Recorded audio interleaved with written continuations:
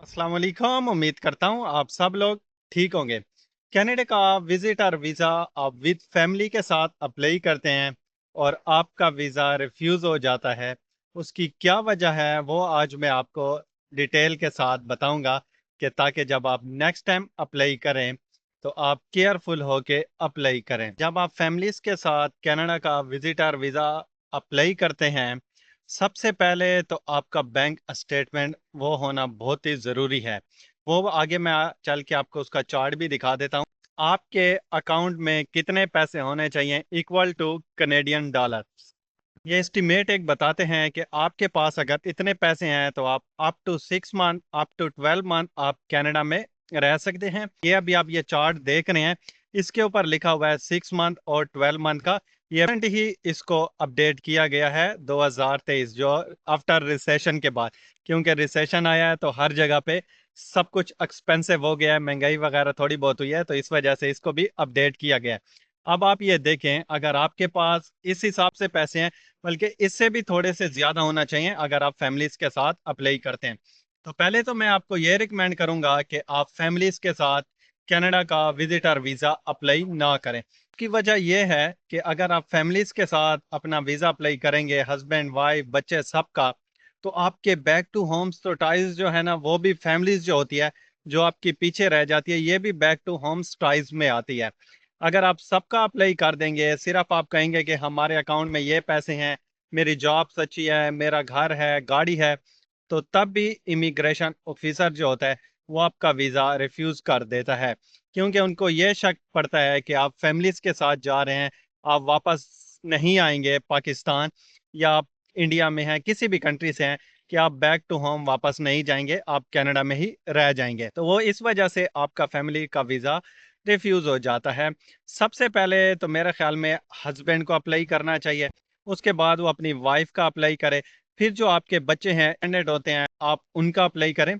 तो ये एक इजी प्रोसेस है, ठीक है थोड़ा सा टाइम लगेगा, लेकिन आप लोगों को वीज़ा मिल जाएगा। वो कहते हैं ना, लेट आया दुरुस्त आया, तो वो आपको वीज़े तो मिल जाएंगे, आप कनाडा ऐसे आ सकते हैं। बहुत सारे लोगों ने मुझे मैसेज किए हैं कि सर हमारा फैमिलीज के साथ हम अप्लाई करते हैं और हमारा वीज़ा वो रिफ्यूज़ हो जाता है।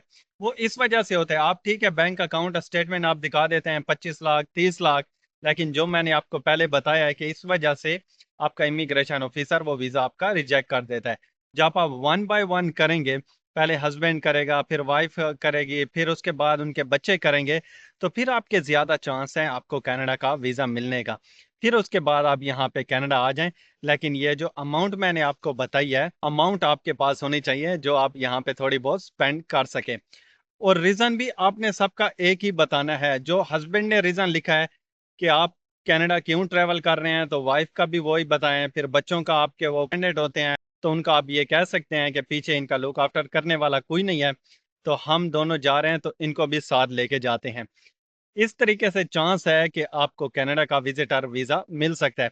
मैं 100% भी नहीं कहता हूं कि आपको मिल जाएगा, लेकिन मुझे चांस लगता है कि आपको ऐसे करने से कनाडा का वीजा मिल जाएगा, वो भी विद फैमिली के साथ। तो आपके हस्बैंड का वीजा लग जाएगा और उनकी जो बैंक स्टेटमेंट होगी, उसी बैंक स्टेटमेंट के ऊपर उनकी वाइफ भी अप्लाई कर सकती है। वो लिख के देंगे कि मैं भी इनको सपोर्ट करूंगा, इसको कहते हैं सपोर्टिंग डॉक्यूमेंट्स, तो वो आप सपोर्टिंग डॉक्यूमेंट्स भी अपने साथ लगाएं। अगर आपका अलग से अकाउंट है, ज्वाइंट अकाउंट है, तो फिर तो और भी अच्छा हो जाता है। जब आप बच्चे आपके कैंडिडेट होते हैं, इसमें जो बैक टू होम्स वाले टाइज हैं जो हस्बैंड ने दिखाए हैं वो उनके नाम पे हैं। प्रॉपर्टी हो गई, जॉब्स है उनकी या बिजनेस है।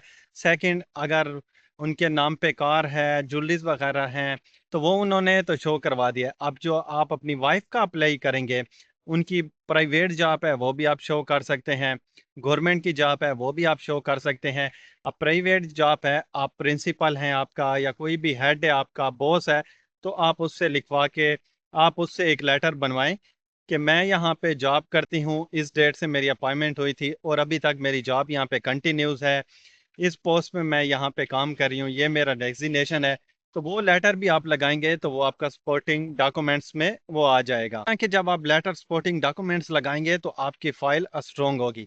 बाकी जो मोस्टली होते हैं जिनके पास ज्वेलरीज वगैरह होती हैं, तो वो भी आपने अपनी ज्वेलरी भी शो करवानी है कि इतनी ज्वेलरी है मेरे पास, इसका इतनी इस टाइम इतनी वैल्यू है। वो भी आपने शो करवानी है। आपके अकाउंट में कोई पैसे हैं वो भी आप शो करवा सकते हैं। तो जितने बैक टू होम्स आप अपने टाइट शो करवाएंगे, उतने ही ज़्यादा आपको चांस होंगे वीज़ा मिलने के। और जो सबसे बड़ा चांस है, अगर आपके हस्बैंड को वीज़ा मिल चुका है, तो आप उनका भी बता सकते हैं, वो भी सपोर्टिंग डॉक्यूमेंट्स में आ जाएगा कि इनको भी कनाडा का विजिटर वीज़ा मिला हुआ है, तो हम साथ ही ट्रैवल करना चाहते हैं। तो जब आप ऐसा बताएंगे तो वो आपको मिल जाएगा, और बाकी जो आपके बच्चे आपके ऊपर डिपेंडेंट होंगे तो उनको भी फिर आसानी से वीज़ा मिल जाएगा। फिर आप कनाडा आए यहाँ पे, फिर आप उसको वर्क परमिट में भी कन्वर्ट करवा सकते हैं। उसकी भी कोशिश करें ताकि आपका वर्क परमिट में कन्वर्ट हो जाए, क्योंकि अब जो भी वीज़ा लेता है उसके माइंड में यही होता है कि बस हमने कनाडा जाना है, वहाँ पे सेट हो जाना है किसी ना किसी तरीके से, हमने कनाडा में रह जाना है, वापस नहीं आना है। क्योंकि इस टाइम हर कंट्रीज के जो हालात हैं वो आप सब लोगों के आपके सामने हैं। काफ़ी सारी लोगों की कोशिश है कि वो कनाडा मूव हो जाए बाकी और कंट्रीज के, क्योंकि कनाडा में इस टाइम बहुत ही अच्छे हालात हैं। आपको जॉब भी मिल जाती है आसानी से, बाकी गवर्नमेंट के बेनिफिट भी ऑलरेडी मैं आपको बता चुका हूँ, वो बेनिफिट्स भी आपको यहाँ पे मिल जाते हैं।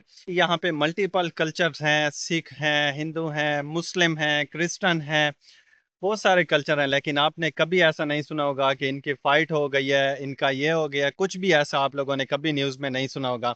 अल्हम्दुलिल्लाह आज तक हमने सुने। अब हम यहाँ पे मस्जिद जाते हैं, मस्जिद के साथ ही बिल्कुल चर्च है। तो जब हम फ्राइडे की नमाज पढ़ते हैं तो चर्च वाले जो है वो पार्किंग यहाँ पे दे देते हैं मस्जिद वालों को कि आपके लोग आते हैं उनके लिए मुश्किल ना हो। अब जो चर्च वाले हैं उनका वहाँ पे संडे को होता है, और मस्जिद वाले उनको पार्किंग दे देते हैं। तो इसी तरह ये एक दूसरे का ऐसे यहाँ पे ख्याल करते हैं तो काम चलता रहता है।